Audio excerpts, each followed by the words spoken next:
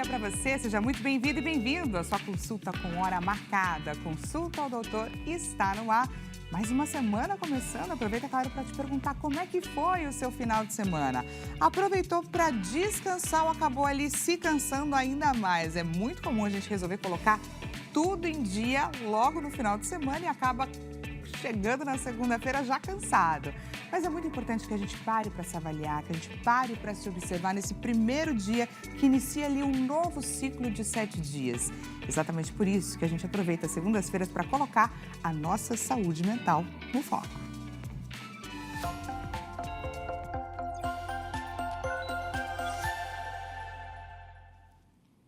E hoje a gente vai abrir espaço, gente, para uma conversa mais do que necessária sobre a saúde mental da mulher madura. Os desafios são enormes. Eu tenho certeza que você conhece, se é que você não é essa mulher que muitas vezes se preocupa com o outro, com o familiar, com o filho, com o trabalho, a carreira e acaba se deixando muitas vezes em segundo, terceiro lugar. Nosso bate-papo hoje, gente, é para além daquelas fotos que são postadas nas nossas redes sociais, que demonstram ali a imagem de uma família perfeita em um almoço de domingo. A gente vai falar aqui sobre dores emocionais, sobre questões que infelizmente interferem na vida de toda e qualquer mulher que se exige, que se culpa, que se cobra. A gente vai falar sobre esse lugar que muitas vezes não é nada confortável, mas é muito importante que a gente olhe para isso, porque sempre há aquele momento que a gente pode recalcular a nossa rota. Muitas mulheres em processo de envelhecimento, o processo do envelhecimento ele é maravilhoso, ele significa inclusive que estamos dando certo, que estamos vivendo com qualidade de vida, mas ele é bastante desafiador. E a gente vai bater papo sobre essa questão e eu te lembro, gente, esse daqui é um espaço seguro, não estamos buscando a perfeição em nenhum momento, mas simplesmente em falar, muitas vezes só no fato, né, da gente conversar sobre, da gente pensar sobre um assunto, a gente começa a resolver diversas questões que estavam ali embaixo do nosso tapete. Lembrou de alguém aqui nessa nossa consulta importante e relevante? Nós estamos em transmissão ao vivo, gente. Tanto pelo site quanto pelo aplicativo, você consegue compartilhar o nosso link de transmissão. O site www.hittv.com.br, aplicativo HitPlay. Chegou o HitPlay, a nova forma de se conectar com a programação da Hit TV, onde e quando quiser. Já pensou em assistir ao vivo seus programas favoritos e ainda poder revê-los na hora que preferir? Agora é possível. É fácil, rápido e gratuito. Basta acessar a loja de aplicativos do seu celular, procurar por HitPlay, instalar e pronto. Agora é só aproveitar. Uma programação feita com amor e para toda a família brasileira. HitPlay. Antes de mais nada, te lembro que lá no nosso Instagram, que é @consultaodoutorhittv, tem uma enquete à sua espera lá nos nossos stories. Diretor, coloca pra gente, por favor, a nossa enquete na tela. Olha lá o que queremos saber de você. Qual dor emocional mais impacta a sua vida hoje? Queremos a sua verdade. Dificuldade de me colocar em prioridade. O medo de recomeçar e ser julgada. Ou não sei lidar com o envelhecimento. Clica lá na alternativa que a gente vai bater um papo olhando mais para essa dor emocional em específico, a dor emocional mais votada. Combinado? Antes de mais nada, deixa eu aproveitar para te apresentar quem são as doutoras que já estão aqui com a gente, prontas para compartilhar todo o conhecimento delas. Na tela. Começando então com a Roberta Guimarães, terapeuta integrativa especialista em traumas. Encontrou nessa área uma nova missão de vida ao compreender o impacto dos traumas da infância em sua própria trajetória. Há 6 anos, dedica-se ao estudo de ferramentas de acesso ao inconsciente, desenvolvendo sessões humanizadas que promovem a conexão entre corpo, mente e emoções. Defende a importância do apoio emocional dentro das escolas, com profissionais preparados para acolher e escutar e também cuidar dos outros, dos alunos inclusive. E agora te apresento a doutora Fabiana Herculano, psicóloga. Sua atuação integra psicologia, envelhecimento feminino e saúde mental no ambiente corporativo, abordando temas como etarismo, sexismo, sobrecarga emocional e sofrimento psicossocial. Também desenvolve estudos e debates sobre os impactos emocionais, sociais e profissionais enfrentados pelas mulheres ao longo desse processo de envelhecimento e, claro, das relações de trabalho. Sejam muito bem-vindas, doutoras. Ótimo dia, ótima semana. Feliz de estar aqui com você. A gente que agradece demais esse bate-papo muito necessário. E antes de mais nada, eu gostaria de pedir uma interação com você que está aqui nos assistindo, né? Pensando ali na sua trajetória de vida, o que você gostaria hoje de deixar para trás? E o que você gostaria de resgatar, de trazer lá de trás, daquele serzinho que você deixou e que hoje você quer voltar a olhar para aquilo? Um sonho, um desejo, uma realização? Manda pra gente que a gente vai debater sobre isso. Porque tem todas essas questões, né? Quando a gente vive ali esse processo do envelhecer, tem tanto sonho que foi deixado para trás, tem tantas coisas que a gente queria ter realizado, mas chega num determinado momento e fala, poxa, não vai dar mais tempo, e tantas outras questões. Vou começar trazendo aqui para o nosso debate essa relação da mulher que precisa ser muitas em uma só, cuidar de tantos e se deixar de lado. Isso é bastante comum, não é? Olha, eu falo que, bom, como você disse, eu me tornei uma terapeuta especialista em traumas quando eu comecei a olhar para o meu amadurecimento, para tudo aquilo que estava me bloqueando, e eu comecei a fazer a terapia. Nas terapias eu percebi o quanto eu tive traumas da infância, que influenciaram na minha vida adulta negativamente. Uma delas foi dirigir. Então, eu tinha um sonho de ter carro, de dirigir, mas quando eu fui mesmo para ter a minha habilitação, eu travei. E eu fiz muitas sessões para saber aonde estavam os traumas, e depois quando eu comecei a fazer os meus cursos, que eu pude ter a consciência de onde veio os traumas, e quando eu tinha 5 anos de idade. Então, entre esse, tantas outras coisas que influenciam na nossa vida. E quando a gente chega numa fase da nossa vida, tanto profissional, nos relacionamentos, no nosso trabalho, se relacionar com os nossos filhos, a gente vai percebendo o quanto que vai tendo os nossos medos de escassez, o medo de não ser a escolha, quanto isso nos bloqueia. Então, é muito importante hoje essa consciência e você fazer novas escolhas todos os dias. E uma delas é se cuidar, né? Olhar para o seu interno, o seu mais íntimo, que só você sabe, e buscar uma ajuda, né? Profissional. E são poucas as pessoas que têm essa noção que muito daquilo que a gente vivencia hoje, dos nossos problemas, tem raízes no nosso passado. Não é tão óbvio assim, não é? Não é tão óbvio, e tem raízes também na construção social, né? De que a gente, de tudo que nos permeia, de tudo que nos atravessa.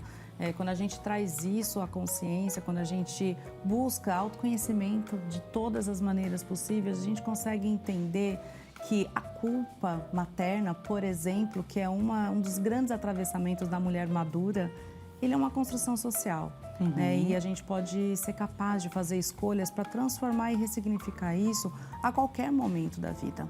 A mulher madura, a mulher acima de 40 anos, ela passa por atravessamentos na sua vida profissional, nas suas relações, que impactam diretamente a forma como ela enxerga o mundo.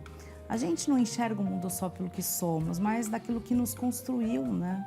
Então, é importante a gente ter esse olhar para resgatar essa independência, essa autonomia, né? Eu acho que para falar sobre a questão da mulher madura, de todos os atravessamentos que impactam a sua vida psicossocial, é importante a gente entender que essa mulher precisa ter espaço, que essa mulher precisa ter autonomia e que precisa ter apoio para construir, inclusive, autonomia financeira, que é uma questão muito importante na maturidade, em qualquer fase da vida da mulher. Muitas mulheres deixam e acabam ficando em relacionamentos abusivos, e de várias formas, tá? Relacionamentos abusivos, não inclusive dentro físicos, da vida profissional. Não é só física e de relação amorosa, por falta de autonomia financeira. Então, essa forma como se lida com o dinheiro também é uma construção social, né? Mulher não fala de dinheiro, e por que não, né? Então, acho que são muitos atravessamentos. Que bom que a gente pode falar sobre isso aqui. Exatamente, que mais espaços como esse sejam construídos, porque o debate é muito necessário e urgente. Queria saber um pouco da sua história, assim, qual foi o momento, o que te levou a buscar esse olhar para dentro de si, a recalcular a sua rota, em que fase da sua vida? Bom, eu sempre trabalhei muito, desde jovem, porque eu tinha 2 filhos pequenos, eu fui mãe cedo, com 16 anos. E aí, eu me tornei cabeleireira com 24 anos. E aí eu trabalhei muito, passei a trabalhar muito. E assim, quando você escolhe ter uma profissão, você tem que você se torna uma empreendedora, né? Então, a partir disso, eu comecei a fazer cursos, comecei a me empreender e fui crescendo profissionalmente. Então, com 2 crianças pequenas, trabalhando. Só que eles cresceram também. Se tornaram jovens, foram fazer faculdade, saíram de casa para fazer faculdade. E nesse momento, eu já estava com uma vida que achava que estava construída ali, confortável, né? Mas eu falei assim, olha, agora eu vou poder trabalhar menos, eu vou poder ficar mais em casa. E foi aí que eu comecei a sentir uma tristeza. Eu comecei a me sentir sozinha, falta dos meus filhos. Mas, ao mesmo tempo, eu não podia invadir o momento deles, que era o momento deles. E eu comecei a fazer terapia. E olha que bacana, gente. Quando eles eram pequenininhos, ela precisou sair de casa para conseguir o sustento das crianças. Sim. Quando ela teve uma certa autonomia, uma certa segurança financeira, já não era mais o momento das crianças ficarem tão dentro de casa. E ali já começou a crise. Aí começou a crise, né? E aí vem aquela, ai, nossa, mas poxa vida, quanto eu fui ausente. Ai, meu Deus, eu nunca fui em festinha da escola. Aquelas situações, né? Culpa. E aí a gente vai olhando, nossa, eu envelheci, né? E aí vem muitas coisas. Muitos julgamentos, né? Você julga o seu corpo, você julga o seu modo de ser, você julga tudo o que aconteceu na sua vida. Tudo que você construiu, você começa a se julgar.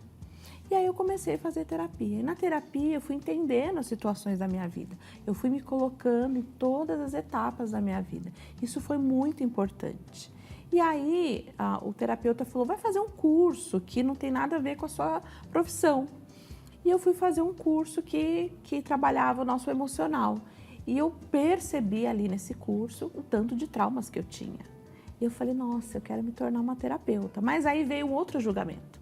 Como eu vou ter 2 profissões? Como as pessoas vão me observar uma cabeleireira que vai se tornar uma terapeuta? E Como dá que tempo de fazer isso? essa mudança de profissão, né? Também, caso viesse a ser necessário. Então, foi Olha esse só. o julgamento que eu tinha. Tá. Eu vou ter que abandonar tudo que eu construí para mim ter uma outra profissão, para mim ter um outro nome, para as pessoas me conhecerem como uma outra pessoa, né? Será que elas vão aceitar? Será que elas vão escolher? E vem aquele medo de não ser a escolha, Sim. né? E aí foi aonde comecei. E eu nunca tive medo de estar ali no curso. Quem quer ser eu? Que então, legal. eu sempre tive ali presente comigo. Com Sempre as se minhas bancando, emoções. apesar de tantos questionamentos. Sempre me escolhi com as minhas dores. E aí eu falei, eu posso ser o que eu quiser. Né? Então, o Gary Douglas, ele fala, você pode ser um dinossauro, você pode ser uma fada, você pode ser quem você quiser. E você pode ser tudo ao mesmo tempo, desde que você tenha consciência do seu propósito. Então, ali eu comecei a fazer, eu desconstruí tudo que eu tinha construído no modo saudável, tudo aquilo que me prendia a um nome, a uma profissão única, e eu construí um espaço lindo, delicioso, onde as pessoas chegavam e cuidavam do seu corpo, dos seus pensamentos, sentimentos e emoções. Olha só, gente, que relato bacana, que relato necessário. E aí eu queria saber de você, porque eu tenho certeza que o relato da Roberta é o relato de muitas das suas pacientes, né? Sim. A gente até antes de começar aqui o programa, você comentou, né, Fabi? Nasce uma mãe, nasce uma culpa. Sim. E ela já trouxe isso já de início no relato dela. Sim, o quanto todas essas questões atravessam todas nós, né? Eu acho que é importante dizer que, assim como a Roberta, assim com tantas pessoas que nos assistem, eu sou uma mulher de hoje quase 47 anos e que também decidi fazer uma transição de carreira no final dos 30 anos aí para psicologia.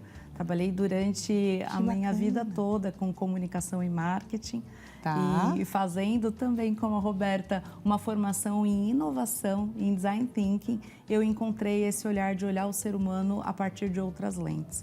E isso me levou para a psicologia, né? Isso me levou, porque quando a gente fala de inovação, uma coisa, um parênteses aqui, né? Quando a gente fala de inovação, as pessoas pensam que inovação é sobre tecnologia. Inovação é sobre criar soluções para problemas humanos. Mas novos olhares. Novos olhares. Mas quando a gente tem um único olhar sobre uma questão, a gente não tem diversidade. Isso começou a me levar a um lugar de por que as pessoas enxergam as situações de formas tão diferentes? E isso é muito claro na psicologia para mim hoje, muito por conta da nossa construção, do nosso ambiente, de onde fomos criados, a forma como enxergamos o mundo, tem muito a ver com tudo que nos atravessou. E eu comecei a olhar para mim e a perceber o quanto muitas vezes eu me limitava, o quanto muitas vezes eu achava que eu tinha que funcionar dentro daquela caixinha, dentro daquele escopo, né? E eu me lembro até hoje quando eu disse, quero fazer psicologia. E uma pessoa me disse, será que você não quer fazer terapia? Eu falei, porque tá tarde, né? Você tem uma carreira consolidada. E qual é o problema, né? Então, hoje eu sou muito realizada dentro da clínica e esse olhar de, nossa, mas agora vai fazer psicologia, me trouxe muito para esse olhar de olhar o processo de envelhecimento da mulher, o quanto ele é atravessado por questões que são tão sociais. A mulher, ela é o cuidado, né? Ela é muito sobrecarregada. Hoje a gente tem aquela expressão que eu gosto muito, que é a geração sanduíche, que é aquela que cuida dos filhos e cuida dos pais também ao mesmo tempo. Uma sobrecarga de cuidado para a mulher muito grande, né? Então, quando ela deixa de cuidar de si para cuidar do outro a vida toda, e chega um momento na vida, seja por conta da síndrome do ninho vazio ou dos pais que se vão, ela se vê perdida, porque a identidade está muito atrelada àquilo que ela fez, não aquilo necessariamente a quem ela é de verdade. Então, eu acho que a gente olhar para isso, ter um campo da psicologia que olhe realmente para esses processos de envelhecimento dessa mulher, que é atravessada por tantas questões sociais, é muito importante. Acho que cada vez mais a gente precisa ter esse olhar para que a gente possa dar apoio real para essa mulher que com tantos atravessamentos vai ter impacto na sua saúde mental, emocional, física. E aí a gente está falando de insônia, a gente está falando de ansiedade, a gente está falando também de uma perimenopausa atravessada por muitas questões. Muito preconceito, né? também. Muito preconceito. De que maneira a sociedade, as empresas, quando a mulher não quer sair do mercado de trabalho, porque ela pode não querer empreender, não é? De que maneira as empresas estão olhando para isso, né? O empreendedorismo, ele é um lugar, né, muitas vezes no Brasil, um lugar de sobrevivência, porque não se tem outra alternativa, porque você envelheceu e o mercado de trabalho não te absorve mais. Então, você empreende primeiro, muitas vezes, por sobrevivência. É importante não romantizarmos. Mas se isso acontecer, de que maneira você se estrutura para fazer disso um lugar melhor e não só de sobrevivência, né? Sim. Olha só que bacana e que necessário esse questionamento, esse apontamento. Vamos te receber agora aqui no nosso bate-papo, vamos de interação com a nossa audiência na tela. Então, quem participa é a Juliana de Recife. Seja muito bem-vinda, Juliana. Depois que virei coordenadora, comecei a sentir ansiedade constante e culpa por não conseguir equilibrar trabalho e vida pessoal. Isso é comum entre mulheres em cargos de liderança? Queremos tanto o nosso espaço, não é verdade? Quando ele chega, vem uma fragilidade enorme. O que a gente pode trazer de direcionamento para a Juliana? Quando eu estava nessa fase de montar o meu espaço, veio a oportunidade de dar cursos. Então, a gente começa de novo, voltar lá, a falar, eu sou uma terceira pessoa dentro desse ciclo, né? Então, é muito importante que aí entra a inteligência emocional aplicada aos negócios. Quando você entende o quê? Pontos de escassez, o julgamento, né? O medo de não ser a escolha. Você entende, quando você vai trabalhando o seu interno, você entende o quanto você pode ser expansiva. Então, assim, a questão é, será que eu vou dar conta? É você colocar cada um no seu lugar. E quando você vai encaixando cada posição que você tem na sua vida, calmamente você vai estruturando tudo. Então, quando você entra para o seu emocional e você se escolhe, você dá conta de tudo. E se não der conta também, não tem problema. Porque quando a gente trabalha a inteligência emocional, a gente traz a nossa família para esse ciclo, a gente traz as pessoas que estão à nossa volta para esse ciclo, a gente traz as pessoas que trabalham com a gente. Por isso que é tão importante hoje, dentro de uma empresa, você ter a inteligência emocional aplicada ali dentro da empresa, porque todos vão entender o seu espaço e vão estar ali expandindo para a sua casa, expandindo para a sua vida. E isso acontece muitas curas, né? Porque isso é a dúvida de todas as pessoas. Hoje em dia, se você pegar uma roda de conversa, sentar para tomar um café com uma amiga, essa vai ser a dúvida dela, essa vai ser a queixa. E todas elas vão se julgar por conta disso, né? E aí ela trouxe uma questão nesse depoimento que ela comentou com a gente sobre o lugar da coordenação, ou seja, é um passo que ela queria ter dado, obviamente, imagino, né, Juliana?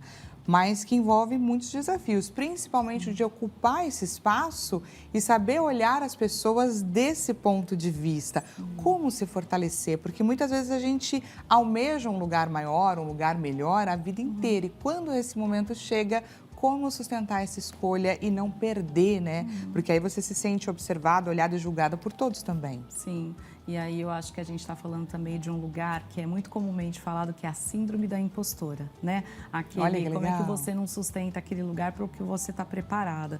Queria fazer um recorte aqui, tem uma pesquisa muito bacana que foi feita em Harvard, que talvez de alguma maneira todos já tenham ouvido falar, mas uma mulher, quando ela se candidata para uma proposta de trabalho, ela busca dar check em 100% daquilo que é pedido. Um homem com 60% do que é pedido, ele se candidata. Isso é sobre autoconfiança.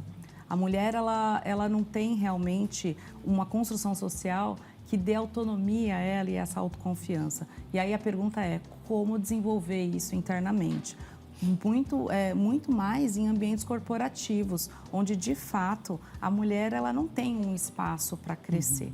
Hoje a gente tem realmente uma série de estudos e trabalhos de ESG e é muito bonito dizer, né, da liderança feminina, mas na maioria das vezes Na prática para cumprir tabela. Então, como é que você constrói isso internamente para liderar, para viver num ambiente que, de fato, ele não é tão aberto para a mulher. Então, essa questão de você construir essa autonomia interna, essa autoconfiança, é um trabalho de uma vida toda. Um trabalho de olhar para trás e lembrar como é que você foi preparada na infância e ressignificar isso, fazer as pazes com isso. Entender que você é capaz, sim, de ser uma líder humana sem necessariamente ser chamada de maternal. O ambiente de trabalho, ele, na maioria das vezes, ele subjuga mesmo e coloca a mulher num outro lugar. Como é que a gente consegue construir essa força interna para mudar isso? Na clínica, eu trabalho muito com mulheres em cargos de liderança, justamente com essa dor, né? Mulheres que muitas vezes acabam trazendo um trabalho de masculinização para conseguir sobreviver. Como é que a gente consegue encontrar o nosso centro, o nosso lugar, para dar conta daquilo que é possível, sem síndrome da Mulher Maravilha, sem achar que tem que dar conta de tudo, sem deixar de ser humana, né? Então, é muito importante esse resgate de identidade para que a gente não perca isso no dia a dia, no ambiente de trabalho. No empreendedorismo, quando você precisa dar conta de tudo e você precisa ser muitas vezes o seu marketing, o seu caixa, a sua contadora, né? Como é que você consegue se colocar? A estrutura interna é muito importante, né? Saber quem é, esse autoconhecimento, rede de apoio, né? É muito importante que a gente fale também da importância da gente, como mulher, ter consciência do quanto a sociedade criou uma competição feminina ao longo dos anos. Então, quando a gente fala de não sororidade... basta só competir com o universo extremamente masculino. Não, a gente ainda... com a outra, né? É importante que a gente tenha consciência que isso acontece, porque senão a gente está vivendo e reproduzindo coisas de forma inconsciente. Inconsciente, é tão inconsciente, porque às vezes quando eu vou atender uma empresa que tem mulheres que estão no mesmo cargo, que ali nenhuma vai subir de cargo, elas têm o mesmo salário, o mesmo cargo, elas trabalham juntas, mas existe a competitividade muito que isso atrapalha o desempenho da empresa. Então, quando a gente vai atender separadamente elas, a gente vê que ali vem os traumas de infância. Então, uma sofreu o abandono do pai, a outra passou fome na infância, então a outra foi muito mimada. Então, tem todas essas questões que levam à competitividade. E quando a gente entra com o trabalho da inteligência emocional, a gente trabalha com cada uma delas e depois coloca o trabalho em grupo, claro que não existe a cura 100%, porque nós estamos falando de pessoas humanas, né? De mentes humanas, né? Cada uma tem a sua condição e seu caráter, mas dentro daquele trabalho ali, daquele contexto do trabalho, a gente consegue amenizar e consegue disciplinar, né, vai mediando dia a dia o que a gente consegue, o que a empresa necessita naquele momento, né? E hoje, quando a gente fala sobre mulheres que têm cargos elevados, tem muitas mulheres que trabalham numa empresa, num cargo há muitos anos, que nunca teve uma oportunidade dela subir de cargo. Eu atendi uma moça que ela falou, ela trabalhou muitos anos nessa empresa e assim, ela falou para mim, Roberta, sabe qual é o meu sonho? É poder sair 5h30 da tarde no shopping tomar um sorvete. E aí ela falou... Besteirinha. Uma besteirinha. E aí ela falou que viu lá um cargo acima dela, que ganhava muito mais e que nunca deram essa oportunidade para ela. Ela entrou no Linktree lá e se candidatou. Olha. E aí o chefe dela chamou ela para uma reunião. Ela falou, mas como assim? Quantos anos eu estou aqui? O quanto eu fiz, o quanto eu contribuí para essa empresa crescer? Você acha que não sou? Vocês não podem me dar, se vocês não podem me dar essa oportunidade, eu estou indo embora. Então é você se posicionar, você entender o quanto você é importante, mas você também se posicionar. Né? Porque hoje é muito importante você saber as suas qualidades, os seus dons, habilidades e se posicionar sobre isso. Essa questão do posicionamento ela é muito necessária, diz respeito ao autoconhecimento, aquilo que você almeja para você, mas é um pouquinho delicado, né? Porque você é como se você jogasse tudo. É o all-in, o famoso all-in, né?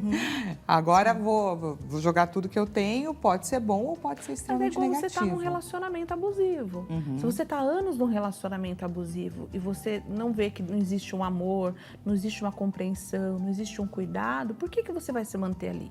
Então, se você tem dons e habilidades, se você pode ir para outros lugares, você não tem que ser desconfortável para você essa mudança, tem que ser consciente. Então, é muito importante fazer terapia, buscar um profissional, que isso vai fazer com que você construa uma nova base. Sim, Exatamente. é muito importante que a gente olhe para essas mulheres, né, para todas as mulheres, e fale da importância dessa construção, desse fortalecimento, dessa identidade da mulher, para além daquilo que ela faz, né, para além do cuidado, para além da vida profissional. Quem é essa mulher, né? Não porque a gente fique num lugar de só ficar buscando propósito e o que eu sou, vim no mundo para quê? Mas para que você seja feliz. Essa construção da identidade, essa dificuldade é o que eu mais vejo na clínica. E o quanto é importante essa mulher ser fortalecida, entender que os seus dons e talentos estão aí no mundo e ela pode ter escolha para que ela possa mudar de vida, de carreira a qualquer momento da vida.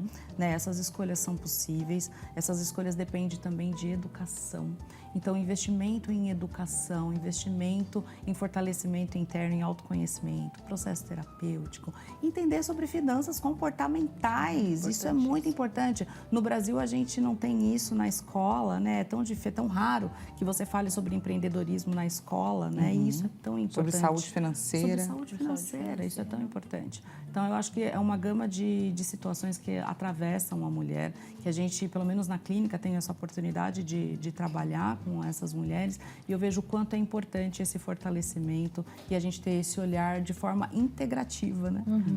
Para essas questões que atravessam as mulheres. Muitas mulheres na pandemia, elas se viram fora do trabalho, que tinha que ser um trabalho atuante, às vezes até por comissão, e dentro de casa elas se viram com uma nova profissão. Então, aula de inglês online, terapia online, fazendo coisas para vender online. Então, muitas mulheres se reinventaram hoje, mulheres até com cargos até também bem elevados, que escolheram uma nova versão. Uma versão que hoje elas estão ganhando dinheiro, estão empreendendo, mas elas estão com a saúde emocional mais... elas estão mais livres, né? Mais saudáveis, né? Mais inteligentes emocionalmente. Escolhendo. Então, assim, isso é muito importante. Isso se estendeu, né? Se estendeu bastante. Por que a mulher ela tem essa dificuldade de se priorizar? Isso é da nossa sociedade? Ai, com certeza. A mulher, ela tá num lugar, ela é colocada num lugar na sociedade de cuidadora, né? Quando você vai numa loja de brinquedos e pergunta por um brinquedo feminino, vai ser alguma coisa relacionada a cuidado. O homem não. O homem vai estar sendo desenvolvido ali toda a sua natureza para prover. E isso é um problema muito grande, né? Então, quando você decide, por exemplo, não ter filhos numa sociedade como a nossa, você é julgada, marginalizada, diferente de um homem.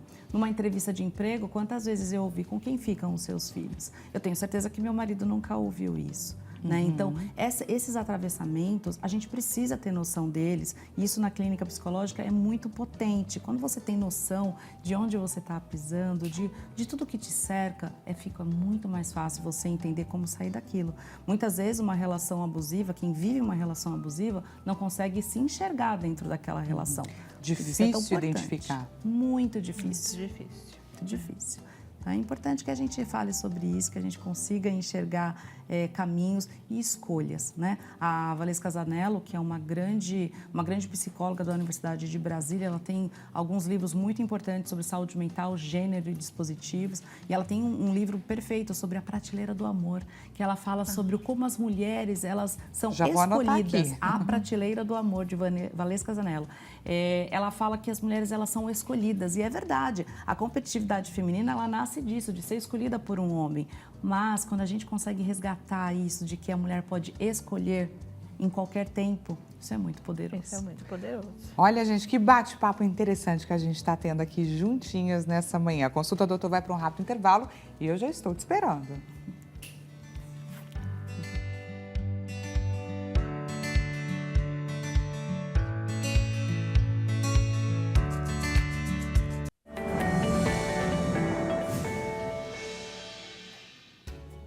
Consulta Doutor está de volta, seja mais uma vez bem-vinda e bem-vindo. Caso você tenha acabado de chegar, acabou de ligar aqui na HIT, bate-papo hoje sobre saúde mental das mulheres maduras. Uma conversa mais do que necessária. Lembrou de alguém a quem esse tema possa interessar? Nós estamos em transmissão ao vivo, gente, tanto pelo site quanto pelo aplicativo. Site www.hittv.com.br, aplicativo HIT Play. Só compartilhar o nosso link de transmissão. Queremos chegar com a nossa informação de qualidade para quem precisa. Te convido também a participar da nossa enquete, já está em seus minutos finais. Estamos já no nosso segundo bloco. Aonde está a nossa enquete? Lá no Instagram, @consultadoutor HIT TV. Vai lá nos stories, olha lá o que a gente quer saber de você, na tela. Queremos saber a sua verdade. Qual dor emocional mais impacta a sua vida hoje?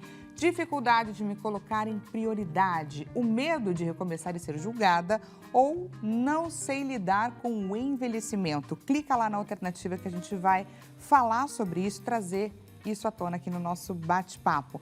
Para você que chegou agora, deixa eu aproveitar para te apresentar a Roberta Guimarães, que é terapeuta integrativa especialista em traumas, e estamos também com a Fabiana Herculano, psicóloga. Elas estão compartilhando não só o conhecimento, como a história de vida delas, porque tanto uma quanto outra tiveram o seu processo de transição de carreira, o que é muito importante, muito bacana. Caso a sua alternativa seja ali a segunda da nossa enquete, temos aqui duas fontes para nos inspirar também. Agora aqui nessa segunda parte do nosso bate-papo, eu queria falar um pouco sobre o envelhecimento. Envelhecer é maravilhoso. Significa o quê? Que estamos fazendo ali a nossa, seguindo à risca todos os cuidados com relação à alimentação, longevidade, estamos ali gabaritando, mas ao mesmo tempo temos aí o grande desafio que é viver esse processo do envelhecimento, que muitas vezes para a mulher bate de uma forma diferente do que com relação aos homens, não é, Roberta? Pois é, eu já estou no 4.9 e aí eu venho de um processo também que a gente vai transformando o nosso corpo. É muito importante a saúde emocional nessa fase, né? Porque é onde a gente vai nos aceitando, a gente vai aceitando esse processo. Então, os cabelos brancos, né? Então, assim, é uma fase agora, nesse momento, que eles têm que ficar aqui aparentes, porque eu estou num processo de tratamento do cabelo, porque a gente vai para o emagrecimento, aí cai o cabelo, a pele fica flácida, as unhas também ficam fracas. E aí, como você lidar? Então, não tem como você esconder aquilo que está aparente, que você não pode mexer naquele momento. Então, você tem que deixar assumir, né?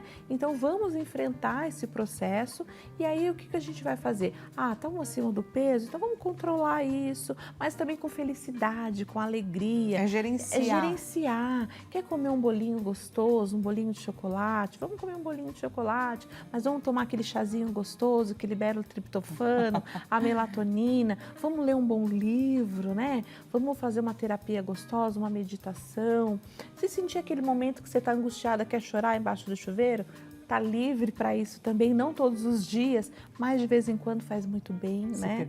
Mas a nossa idade vai chegando, a gente tem um momento do nosso corpo que ele vai pedindo mais calma, aí tem aquele momento da menopausa, onde vem a irritabilidade, vem a tristeza, tem altos e baixos, e a gente tem que lidar com isso. Da melhor forma, e buscar ferramentas que a gente possa lidar todos os dias. Então, todos os dias, quando você acorda, é uma manhã diferente. E tem essa questão, né, gente, que a Roberta trouxe diversos apontamentos e tem tantos outros que vêm, de fato, de fora para dentro. Por mais que a gente queira se fortalecer e tudo mais, existem questões que são verdadeiramente desafiadoras. Você chegou a tocar nesse ponto no primeiro bloco com relação às empresas estarem preparadas ou não para o envelhecimento da mulher. O quanto muitas vezes uma mulher que envelheceu não significa maturidade, o amadurecimento como para os homens. Sim. Por que essa diferença? Pois é, o envelhecimento feminino ele é lido pela sociedade como perda. Então, envelheceu, perdeu o colágeno, e aí perde o quê? Perde o lugar no mercado de trabalho, perde a identidade. Então, ter consciência sobre isso nesse aspecto mais individual é muito importante para conseguir fazer um processo de envelhecimento onde você entenda que você é o adulto que deu certo, porque é isso, né? Envelhecer é dar certo, né? Você ter longevidade. Hoje no Brasil, a pirâmide etária mudou, a gente está envelhecendo, né, muito mais, vamos viver Estamos vivendo mais. Estamos vivendo mais e a mulher hoje é mais de 50% da população. Então, é importante que as empresas tenham esse olhar estratégico para lidar com o envelhecimento da mulher no mercado de trabalho, para usufruir disso. Acho que é importante a gente falar de encontro intergeracional e não confronto, porque hoje no mercado de trabalho nós temos todas as gerações trabalhando dentro do ambiente de trabalho. E como que a gente consegue resgatar e potencializar esse encontro, né? Sem fazer com que isso crie feudos dentro do ambiente de trabalho, o que prejudica muito a saúde mental das pessoas, de forma geral. A gente está vivendo hoje uma mudança grande com a nova NR1, falando da avaliação dos riscos psicossociais e a gente identificar situações de etarismo dentro do mercado de trabalho, dentro do ambiente, é muito importante, porque o etarismo, ele abala muito, impacta muito a saúde mental, a saúde psíquica de uma mulher, né, que está em plena capacidade produtiva, né? Acho que eu comentava com você um pouco antes de entrarmos, fiz um estudo que vai agora para um congresso a respeito de uma análise daquele filme A Substância, né, onde a Demi Moore, ela, no auge dos seus 50 anos, no auge da produtividade, da carreira, ela é substituída por uma pessoa mais nova. É claro que o filme usa da estética do body horror de uma forma grotesca para mostrar como é grotesco o que acontece com a mulher que envelhece na frente da câmera, na mulher que envelhece na sociedade, né? Enquanto para o homem, o envelhecimento, como você bem disse, é lido como maturidade e experiência, para a mulher isso é decadência, né? E a gente não tem como não envelhecer. Que bom envelhecer, né? Para além da estética, e que tá tudo bem também querer colocar o botox e pintar o cabelo, tá tudo bem também. Mas se não quiser, tem que estar tudo bem também. Tem que estar tudo bem também. Né? Existem recursos, porém, a grande questão é que eles podem vir a ajudar nesse processo, agora não ser uma exigência para que você, envelhecendo, você fique melhor só se você fizer isso. A pressão estética, ela realmente impacta muito a saúde mental das mulheres. Recentemente eu ouvi uma frase que, na verdade, ela é muito usada na questão de assédio moral e sexual no trabalho, que é: a vergonha tem que mudar de lado. Eu acho isso fundamental quando a gente fala de mulheres dentro das organizações. Mas quando a gente fala de pressão estética, essa vergonha também deveria mudar de lado, né? A vergonha de quem aponta o dedo para uma mulher que está envelhecendo deveria mudar de lado. Sim. Porque tem muito isso também, né? Muitas vezes a gente busca essa sororidade, mas nem sempre a gente encontra de fato. Por mais bate-papos como esse, gente. Vou te receber aqui mais uma vez, vamos de mais interação com a nossa audiência na tela. Vamos lá, quem participa agora é a Célia, aqui de Bauru. Seja muito bem-vinda, Célia. Estou empreendendo pela primeira vez aos 58 anos e me sinto constantemente comparando a minha trajetória com mulheres mais jovens. Como evitar essa pressão? E obrigada pela sua honestidade, porque inevitavelmente a gente faz isso, né? É um julgamento que a gente tem todos os dias, né? A gente sempre vai se comparar e aí acaba se comparando com as pessoas mais jovens. Mas aí, o que eu falo é você entender toda a sua trajetória que você tem até hoje e quando existem também, sabe o que acontece que atrapalha um pouquinho? Quando você está numa empresa há muitos anos, num cargo há muitos anos, Às vezes as pessoas elas não querem mudar, elas não querem ir para a tecnologia, elas não querem crescer, não querem evoluir. A gente não quer sair do confortável. Não quer sair do confortável. E aí vem, obviamente, os jovens que estão totalmente preparados, eles vieram numa nova versão, né? E aí confrontam. Então, é entender que nós estamos numa tecnologia nós estamos num mundo totalmente diferenciado hoje.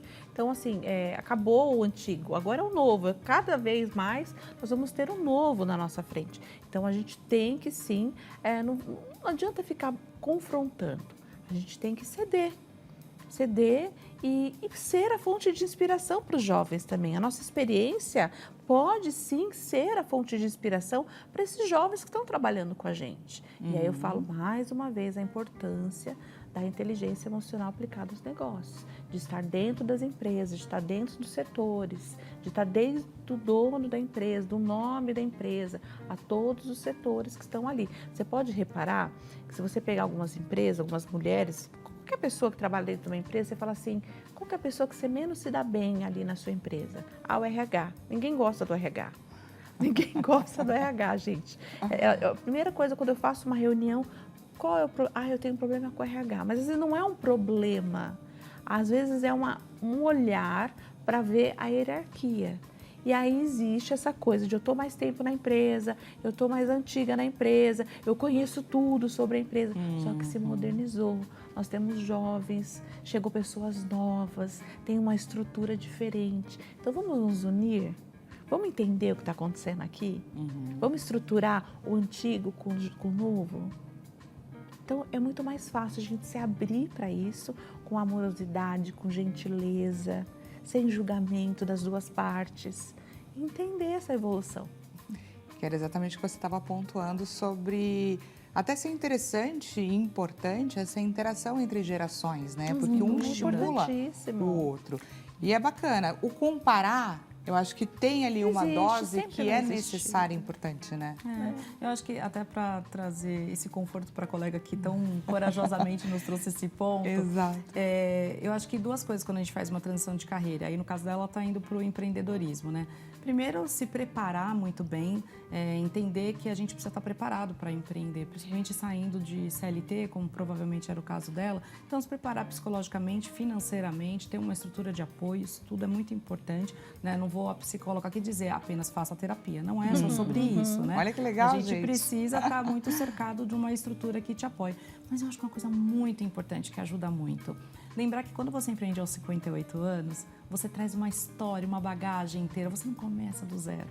A gente não começa do zero quando faz uma transição. Quando decide empreender depois dos 40 anos, você traz toda a sua história ali. E quando a gente enxerga isso, a gente se coloca num outro lugar. É possível se colocar num lugar que nessa fase da vida é um lugar até de mentora, né? De abraçar as novas gerações e de aprender de forma mútua, né? Então, acho que quando a gente honra essa história, quando a gente consegue enxergar com amor essa história, quando a gente consegue ressignificar mesmo a forma como a gente enxerga o mundo, essas transições, elas são muito mais fáceis, porque a gente consegue entender o nosso lugar no mundo, né? E essa questão do tempo perdido, como lidar? Porque muitas vezes, acho que até depois da pandemia a gente teve essa sensação um pouco maior, né? A gente teve 1, 2 anos ali que a gente passou um pouco mais recluso e de repente quando a gente viu que a gente podia fazer as coisas novamente, é como se tivessem tirado um véu, o tempo passou. E aí? Como lidar com isso, né? Com questões que você tinha, obviamente, de sonho, planejamento, você viu que o tempo passou e como ressignificar e entender que você não pôde, naquele gap, realizar, concretizar ou se dedicar àquilo. Eu passei recentemente por isso, de focar em numa determinada função. E aí eu me decepcionei um pouco, e aí eu falei assim, nossa, como que eu perdi tempo? E aí eu fiquei nessa pilha, né? Nossa, eu perdi tempo, mas aí eu sempre volto naquela coisa de, eu não perdi tempo, foi uma escolha minha de estar ali naquele momento. né? Então, aí eu faço a listagem. O que eu tirei de bom? Quais foram as contribuições para mim de tudo aquilo?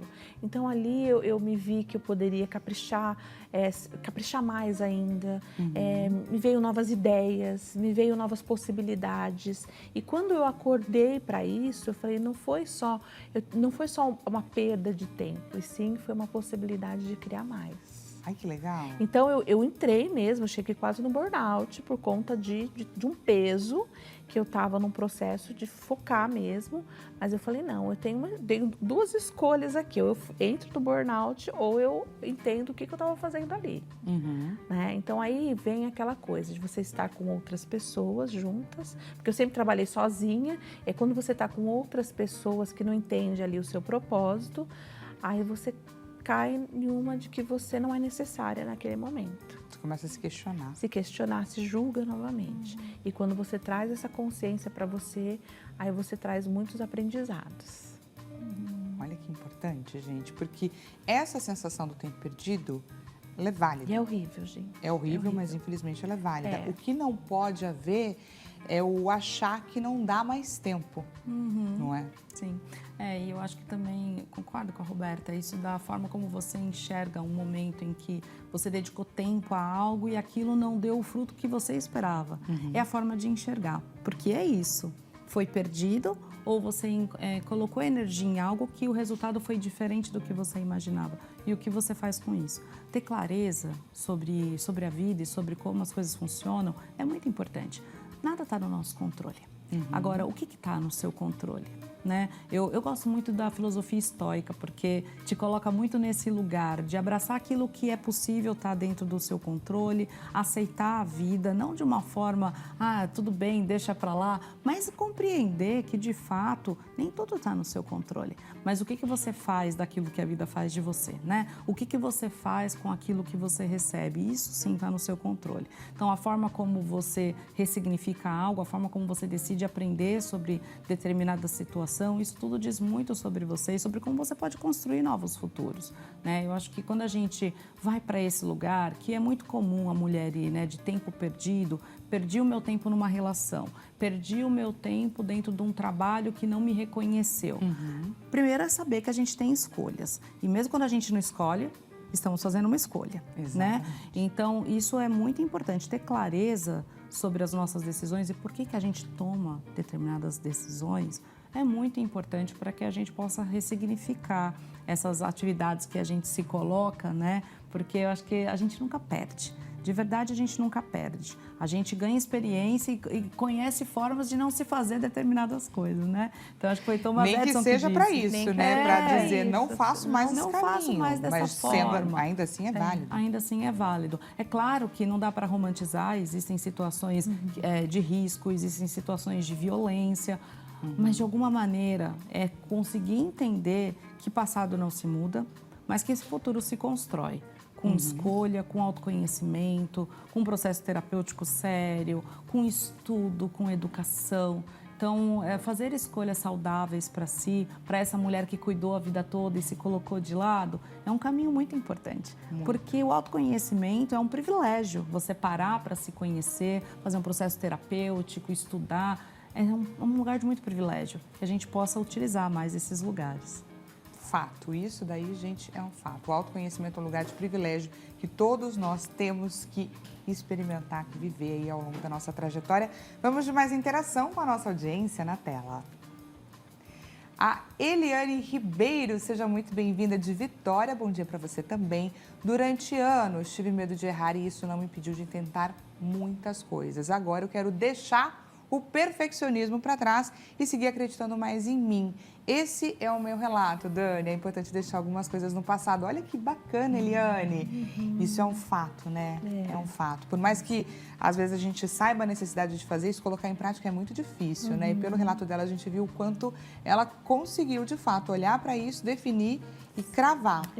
Às vezes, quando coloca assim, um perfeccionismo, às vezes é um auto-julgamento, né? Então, se ela faz muito bem, se ela se dedica àquilo que ela faz, com certeza vai dar um bom resultado, com certeza vai dar frutos, né? E a partir dali ela vai ter ideias de criar mais sobre isso, né? Então, assim, é sobre ela entender a potência que ela tem, né? E seguir sem aquele julgamento de ter que ser tudo muito perfeito, com medo de não ser a escolha, medo do julgamento das outras pessoas. Essa coisa do perfeccionismo A não limita. existência do julgamento. O julgamento, ele é um implante distrator, ele te distrai de ter a consciência. Né? Então, cada vez mais, quando você pode sair disso, você expande em tudo. Exatamente. Acho que o perfeccionismo também está muito ligado ao quanto a gente coloca a validação externa no centro das nossas decisões, né? Quantas vezes uma mulher, ela toma uma decisão porque o conjunto ali do ambiente, do que esperavam dela, esperava isso, né? Será que todas as decisões que a gente toma nas nossas vidas, tomamos de verdade de forma consciente? Então, acho que o perfeccionismo está muito ligado a essa questão da validação do outro, o medo de errar. Acho que a colega trouxe muito bem aí na fala corajosa dela também. O medo de errar nos leva para esse lugar de querer que tudo seja muito perfeito, né? Eu gosto sempre de compartilhar com as pessoas que me procuram na clínica algumas literaturas que não são literaturas técnicas de psicologia, mas que estão ali de fácil acesso. Eu gosto muito do trabalho da Brené Brown. A Coragem de Ser Imperfeito é um livro que nos ajuda muito. A Coragem de Ser Imperfeito nos ajuda muito a entender que todos nós, de alguma maneira, somos vulneráveis e que o ser humano, ele espera conexão com o outro. Quando a gente aceita que todo mundo está vulnerável em algum lugar, a gente consegue entender que o perfeccionismo só vai nos engendrar, só vai nos travar. Então, eu acho que é importante a gente se colocar nesse lugar vulnerável na medida do possível, né? De desarmar, de não querer estar perfeito o tempo todo, porque isso não existe. E isso acaba realmente limitando a gente, como você mesmo disse, Dani. Exatamente. Eliane, muito obrigada pela sua participação. Eu vim, inclusive, me inspirar nesse seu relato, que eu preciso também deixar para trás ali um certo perfeccionismo que muitas vezes me impede de evoluir, de crescer, de arriscar mais. Muito obrigada, viu, pela sua interação. E vamos juntos conferir o resultado da nossa enquete, que infelizmente, gente, nosso programa já está chegando ao fim. Passa muito rápido. Na tela, vamos conferir então qual foi a alternativa mais votada. Lembrando que pedimos pela sua verdade. Então, a gente perguntou, qual dor emocional mais impacta a sua vida hoje? A alternativa mais votada, a dificuldade de me colocar em prioridade. Na sequência, o medo de recomeçar. E, por último, não sei lidar com o envelhecimento. Gostaria das considerações finais de cada uma de vocês, mas bem rapidinho, porque infelizmente nosso tempo é curto, começando pela Roberta. Olha, é assim, o processo, a gente nunca vai fugir do processo, ele está ali para isso. Então, ter um processo de forma consciente, tanto para o relacionamento íntimo, para o trabalho, para o empreendedorismo, para uma nova carreira, para o processo de envelhecimento mais lento ou mais rápido que seja, mas é mais importante você ter a consciência sobre você e as suas escolhas.